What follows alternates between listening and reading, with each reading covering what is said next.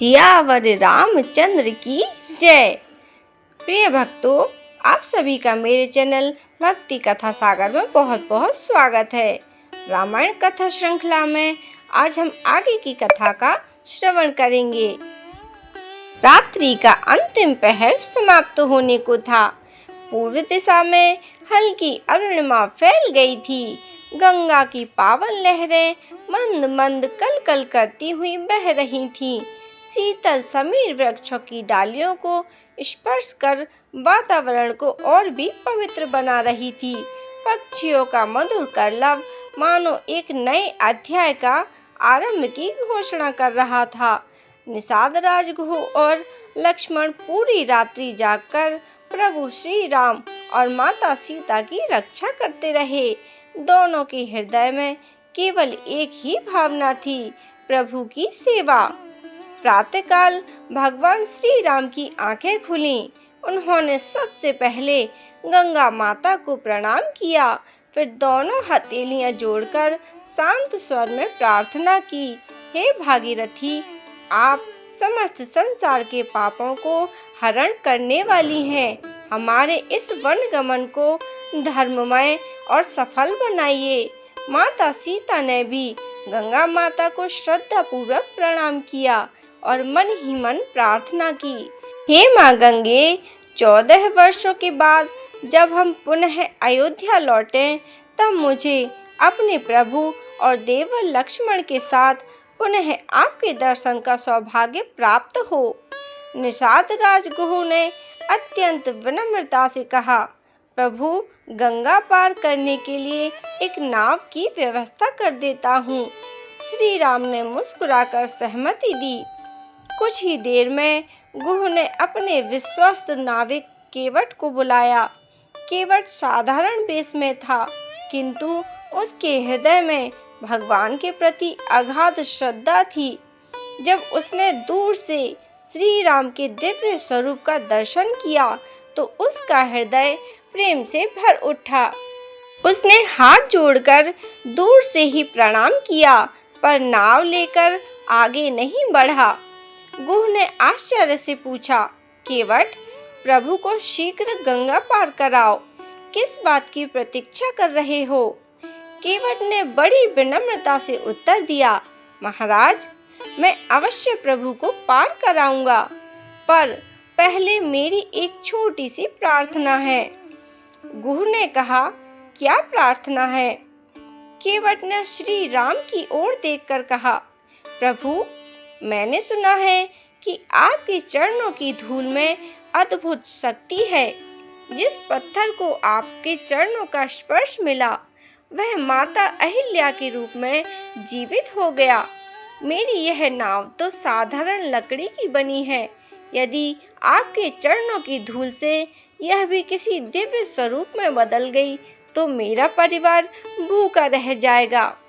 यही नाव मेरी जीविका का एकमात्र साधन है, इसलिए पहले मुझे आपके चरण धो लेने दीजिए, फिर निश्चिंत होकर आपको गंगा पार कराऊंगा।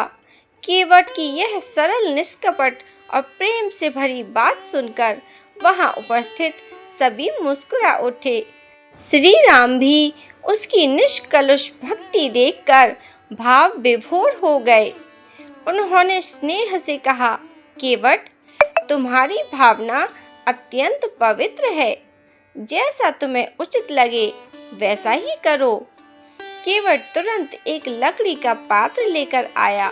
उसने अत्यंत श्रद्धा से भगवान श्री राम के चरण अपनी हथेलियों में उठाए। उनके हाथ कांप रहे थे, आंखों से प्रेमाश्रु बह रहे थे। उसने बड़े प्रेम से प्रभु के चरणों को धोया। वह बार बार उस चरणामृत को अपने मस्तक पर लगाता, अपनी आंखों से लगाता और अपने परिवार के सदस्यों को भी बुलाकर वही चरणामृत ग्रहण करवाता। उसके लिए यह कोई साधारण जल नहीं था, यह तो उसके जीवन का सबसे बड़ा सौभाग्य था। माता सीता और लक्ष्मण उस अद्भुत दृश्य को देखकर भाव विभोर हो उठे। निषाद राजगुह की आंखों में भी आंसू थे। उन्हें अनुभव हो रहा था कि सच्ची भक्ति धन, वैभव या ज्ञान से नहीं, बल्कि निष्कपट प्रेम से प्राप्त होती है।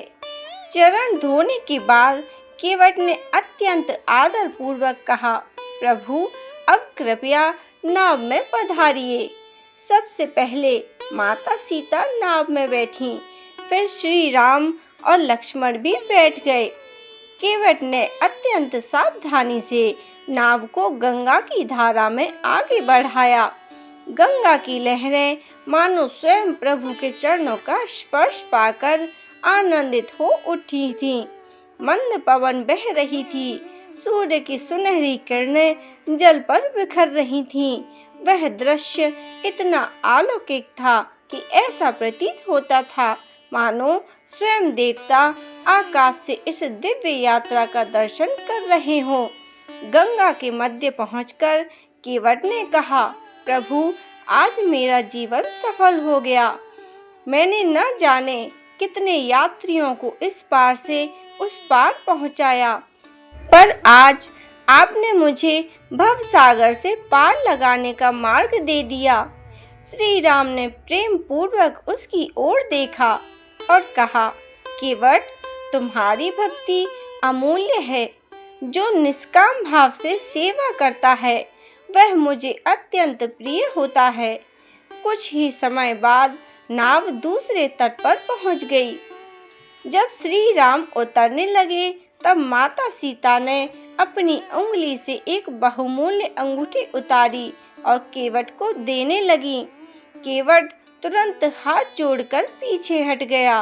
वह बोला, माते आज मुझे जो प्राप्त हुआ है उसके सामने यह धन तुच्छ है। मैं भी नाव चलाने वाला हूँ और प्रभु भी संसार रूपी भव सागर से जीवों को पार लगाने वाले नाविक हैं। एक नाविक दूसरे नाविक से पार उतारने का मूल्य नहीं लेता। जब मेरा समय आएगा तब प्रभु मुझे भी अपने चरणों में स्थान दे देंगे। वही मेरे लिए सबसे बड़ा पुरस्कार होगा। केवट के इन वचनों ने सभी का हृदय भर दिया। श्री राम ने आगे बढ़कर उसे अपने हृदय से लगा लिया। उन्होंने कहा, तुम्हारा यह प्रेम और विश्वास सदैव अमर रहेगा। संसार युगों युगों तक तुम्हारी भक्ति का स्मरण करेगा। केवट की आंखों से आनंद अश्रु बहने लगे। वह बार बार प्रभु के चरणों में गिरकर प्रणाम करता रहा। इसके बाद वह क्षण आया जिसने मंत्री सुमंत्र का हृदय तोड़ दिया। अब श्री राम ने सुमंत्र को अपने पास बुलाया और बड़े प्रेम से कहा, सुमंत्र अब आप अयोध्या लौट जाइए। प्रभु की यह बात सुनकर सुमंत्र की आंखें भर आईं। वे बोले, प्रभु मुझे अपने साथ रहने दीजिए। आपके बिना अयोध्या मुझे शून्य लगेगी। श्री राम ने उनका हाथ पकड़कर कहा, आपका लौटना आवश्यक है। पिताश्री अत्यंत दुखी हैं। माताएं भी व्याकुल होंगी। उन्हें धैर्य देना। भरत को मेरा प्रेम कहना और उनसे कहना कि वे धर्म पूर्वक राज्य का पालन करें। यही मेरी इच्छा है। यह सुनकर सुमंत्र फूट फूट कर रो पड़े। उन्होंने कहा, प्रभु मैं महाराज को क्या उत्तर दूंगा। वे तो आपके बिना एक क्षण भी नहीं रह पाएंगे। और तभी श्री राम ने अत्यंत शांत स्वर में कहा, उन्हें कहना कि उनका राम प्रसन्न है। वनवास मेरे लिए दुख नहीं, बल्कि पिता के वचन की रक्षा का सौभाग्य है। सुमंत्र ने अश्रुपूर्ण नेत्रों से प्रभु के चरणों में प्रणाम किया। उन्होंने माता सीता और लक्ष्मण को भी प्रणाम किया और रथ धीरे धीरे अयोध्या की ओर मुड़ गया।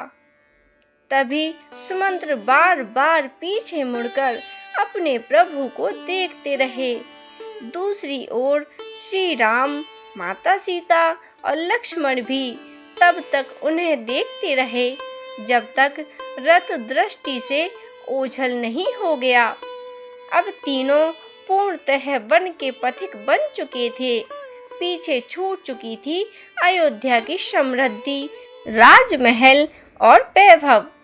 आगे था तप, त्याग, धर्म और मर्यादा से भरा हुआ वन का महान जीवन।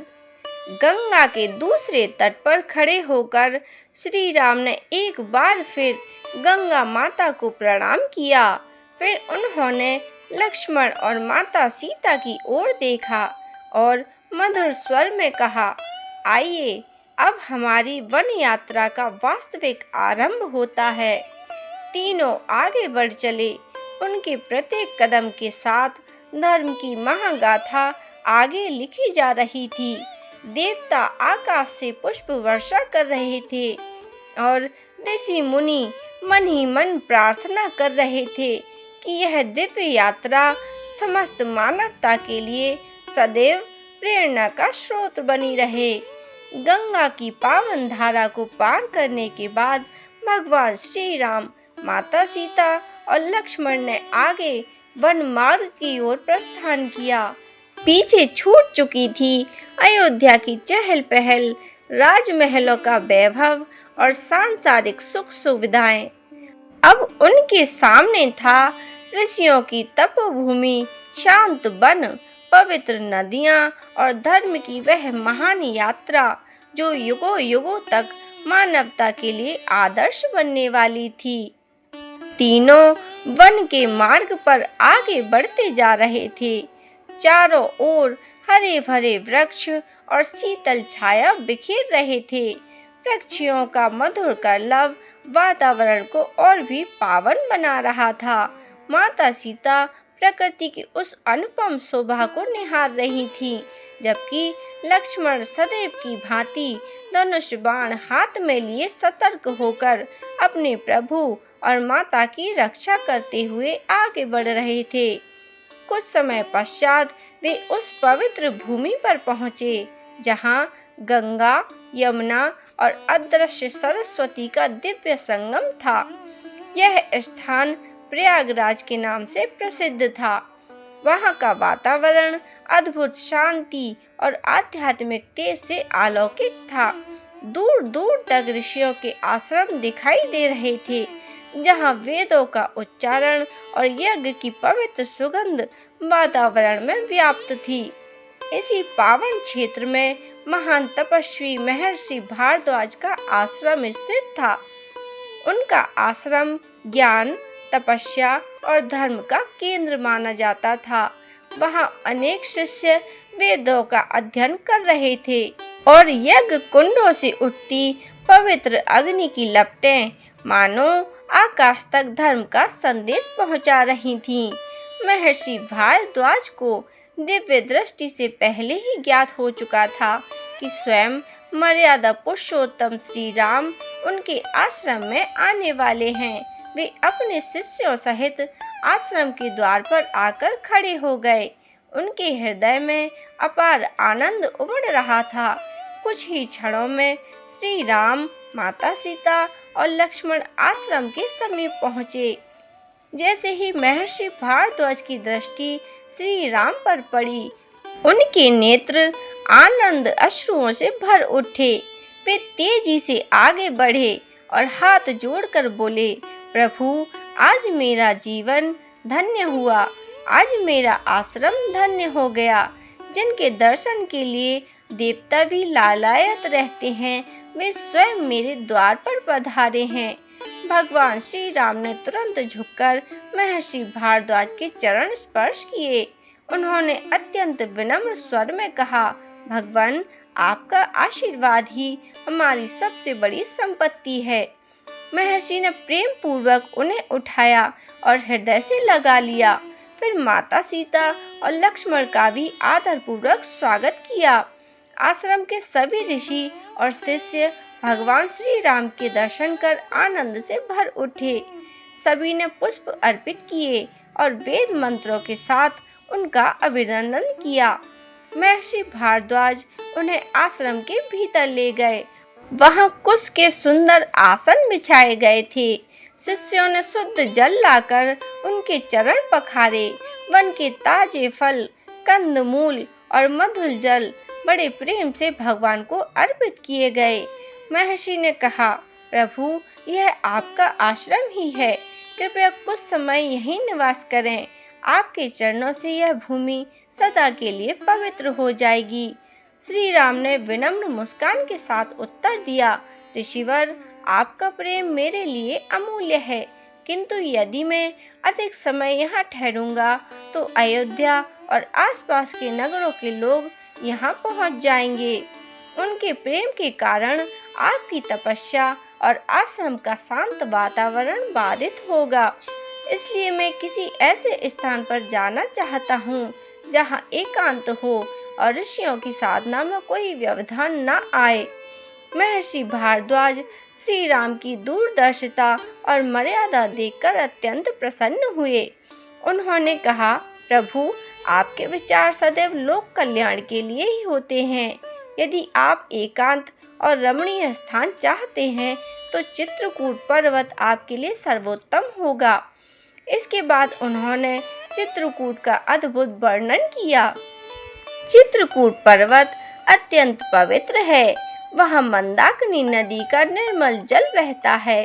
चारों ओर घने वन, सुगंधित पुष्पों से लदे वृक्ष, मधुर स्वर में गाते पक्षी और तपस्या में लीन अनेक महर्षि निवास करते हैं। वहाँ का वातावरण मन को शांति और आत्मा को आनंद प्रदान करता है। आपके वनवास के प्रारंभिक वर्षों के लिए उससे श्रेष्ठ स्थान कोई नहीं हो सकता। माता सीता और लक्ष्मण भी महर्षि के वचनों को ध्यान पूर्वक सुन रहे थे। उनके मन में चित्रकूट की पवित्र भूमि के दर्शन की उत्सुकता जाग उठी। महर्षि भारद्वाज ने आगे कहा, प्रभु, चित्रकूट केवल एक पर्वत नहीं बल्कि देवताओं और ऋषियों की तपोभूमि है। वहाँ आपका निवास समस्त वन को पवित्र कर देगा। श्री राम ने आदर पूर्वक कहा, ऋषिवर, आपने हमारा मार्ग प्रशस्त किया है। आपका यह उपकार जीवन भर स्मरण रहेगा। रात्रि होने पर भगवान श्री राम, माता सीता और लक्ष्मण ने उसी आश्रम में विश्राम किया। संध्या के समय सभी ऋषियों ने मिलकर वेद मंत्रों का उच्चारण किया। पूरा आश्रम भक्ति, ज्ञान और शांति से भर उठा। श्री राम भी बड़े ध्यान पूर्वक ऋषियों के साथ धर्म चर्चा करते रहे। महर्षि भारद्वाज ने धर्म, सत्य, सेवा और मर्यादा के अनेक गूढ़ विषयों पर अपने विचार प्रस्तुत किए, जिन्हें सुनकर सभी शिष्य धन्य हो गए। अगली सुबह ब्रह्म मुहूर्त में तीनों ने संगम में स्नान किया, सूर्यदेव को अर्घ्य अर्पित किया और महर्षि भारद्वाज से विदा लेने पहुँचे। महर्षि ने उनके मस्तक पर हाथ रखकर आशीर्वाद दिया, हे रघुनंदन, आपका यह वनवास केवल एक राजकुमार का वनगमन नहीं है, बल्कि समस्त संसार को धर्म का मार्ग दिखाने वाली दिव्य लीला है। आपका यश युगों युगों तक अमर रहेगा। भगवान श्री राम ने पुनः उनके चरणों में प्रणाम किया। माता सीता और लक्ष्मण ने भी विनम्रता पूर्वक आशीर्वाद ग्रहण किया। इसके पश्चात तीनों चित्रकूट की ओर प्रस्थान कर गए। महर्षि भारद्वाज दूर तक खड़े होकर उन्हें जाते हुए देखते रहे। उनके हृदय में आनंद भी था और प्रभु से बिछड़ने की करुण भावना भी। इस प्रकार महर्षि भारद्वाज के आश्रम का यह पावन प्रसंग केवल एक भेंट नहीं था, बल्कि धर्म, विनम्रता, गुरु भक्ति और मर्यादा का अनुपम उदाहरण था। यही वह स्थान था जहाँ से श्री राम की चित्रकूट यात्रा का शुभ आरंभ हुआ और आगे चलकर चित्रकूट ही वनवास के सबसे महत्वपूर्ण और भावपूर्ण अध्यायों का साक्षी बना।